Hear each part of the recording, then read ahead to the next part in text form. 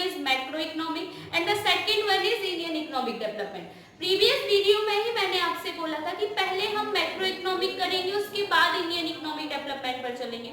तो आइए आज देखते हैं मैक्रो इकोनॉमिक का first chapter, that is circular flow of income. So what do we mean by circular flow of income?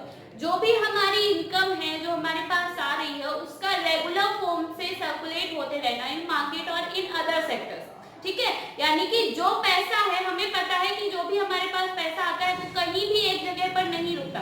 आपके पास आया, आपने उसे खर्च किया, दूसरी जगह पे पहुंचा, उस दूसरे बंदे ने खर्च किया, वो कहीं और पहुंचा, तो जो मनी है वो ऐसे सर्कुलेट होते रहता है, वापस वो वहीं पर पहुंच जाएगा जहां का वो पैसा था, कहीं ना कहीं से इन द सेंस। अच्छा, कुछ परसेंट मनी है, कुछ परसेंट ऑफ इनकम है जो एक जगह पर रुकती है, वो है आपकी सेविंग्स, जो कि आप घर में करते हो। बैंक वाली सेविंग्स आपकी एक जगह पर नहीं रुकेगी, क्योंकि दूसरा बंदा आके उसे विड्रॉवल करेगा और उसका यूज करेगा, तो वो इनकम तो आपकी सर्कुलेट हो गई। केवल वो इनकम जो आपने घर पे सेविंग्स कर रखी है, कुछ परसेंट आपकी इनकम में से, क्योंकि कोई भी बंदा पूरी की पूरी इनकम सेविंग नहीं करता, इस बार की कर लेगा, अगली बार की नहीं करेगा, ये सेविंग शायद अगली बार निकालनी पड़े, तो कुछ परसेंट ऑफ इनकम जो आप निकाल के रख लेते हो घर पे ही, वो आपकी सेविंग्स के रूप में, ठीक है। तो केवल वो आपकी इनकम रुकी हुई होती है, बाकी सारी की सारी इनकम रेगुलर सर्कुलेट होती रहती है, ठीक है। आइए इसकी meaning, it refers to cycle of generation of income in the production process. जो हमारी इनकम जनरेट हो रही है कहां से होगी? इन द प्रोडक्शन प्रोसेस, यानी कि फर्म्स में, फिर उसका डिस्ट्रीब्यूशन होगा among the factor of production. जो इनकम जनरेट हुई है फर्म्स में, उन फर्म्स ने उनका डिस्ट्रीब्यूशन किया अमंग फैक्टर ऑफ प्रोडक्शन। अब हमारे फैक्टर ऑफ प्रोडक्शन क्या थे?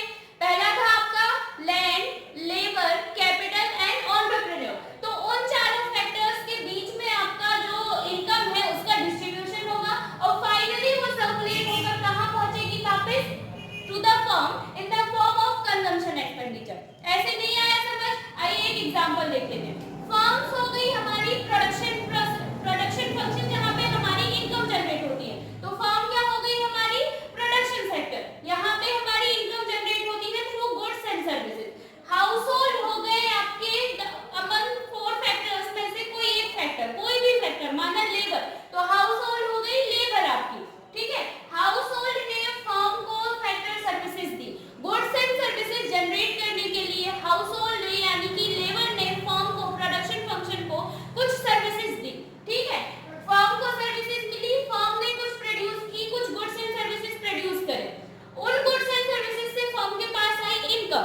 अब वो इनकम फर्म क्या करेगी? डिस्ट्रीब्यूट कर देगी अमंग इट्स लेबर, क्योंकि हम यहाँ पर एग्जांपल केवल लेबर का ले रहे हैं, कोई भी फोर फैक्टर्स ऑफ प्रोडक्शन में, कोई भी फैक्टर्स ऑफ प्रोडक्शन में डिस्ट्रीब्यूट हो सकता है। यहाँ पर क्योंकि हम लेबर ले रहे थे, तो फर्म के पास जो भी income I goods and services के प्रोडक्शन से, ठीक है, वो इनकम इन्होंने कहाँ दे दी है? To the household in the form of salary, wages और एनीथिंग एल्स लाइक रेंट वगैरह, अगर लैंड है तो, ठीक है। तो वापस कहाँ गई वो? हाउस होल्ड के पास। अब हाउस होल्ड है तो वो कंज्यूम पे कुछ कंज्यूम करेगा, उस कंजम्पशन पे कुछ खर्चे करेगा। हर एक बंदे को कुछ ना कुछ खर्चे करने ही पड़ते हैं आए दिन, सबकी कुछ ना कुछ नीड्स एंड वांट्स होते हैं, तो अपने नीड्स एंड वांट्स को फुलफिल करने के लिए हाउस होल्ड ने फिर से खर्च किया।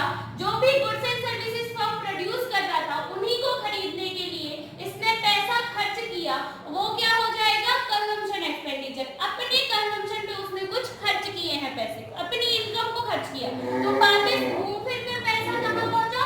To the firm.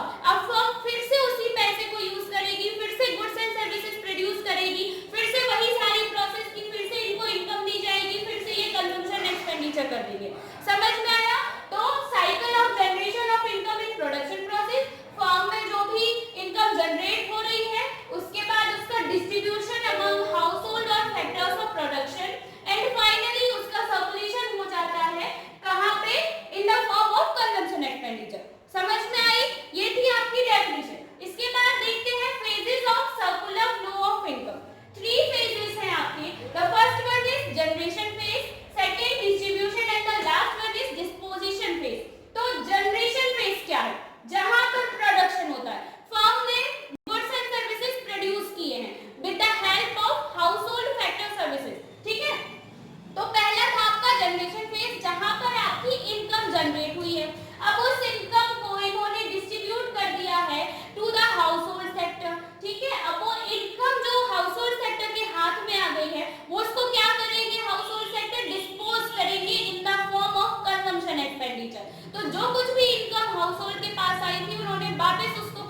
किया in the form of consumption expenditure. तो ये हो गए आपके तीनों फेजेस। आइए अब देखते हैं स्टॉक एंड फ्लो। क्या होता है स्टॉक एंड फ्लो? स्टॉक का मतलब क्या है? एक जगह पर कुछ भी सामान, अकॉर्डिंग टू अकाउंट्स हम स्टॉक क्या समझते हैं? ड्यूरिंग द ईयर जो भी सामान हमारे एक at the end of the year हमारे हाथ में, हमारे शॉप पर जितना भी गुड्स बचे हुए हैं वो सारे हम क्या मानते हैं? स्टॉक है। ठीक है। फ्लो क्या है? फ्लो से मतलब ही है जो चलता रहे। तो स्टॉक का यहाँ पे मतलब है जो वेरिएबल मेजर किए जाए at a point of time, particular point of time पे जो भी वेरिएबल मेजर किए जाए वो आपके स्टॉक है। And those variable which are measured at the period of time, during the period of time, वो आपका फ्लो है।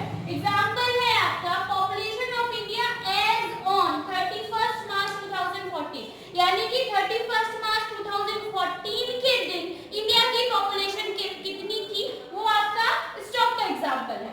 दूसरा है number of birds during the year 2014, total number of birth during the year 2014, पूरे साल में कितनी बर्थ हुई है ड्यूरिंग द ईयर। तो ये क्या हो गया? आपका पीरियड ऑफ टाइम दिखा रहा है। तो स्टॉक आपका पॉइंट ऑफ टाइम है एंड फ्लो आपका पीरियड ऑफ टाइम है।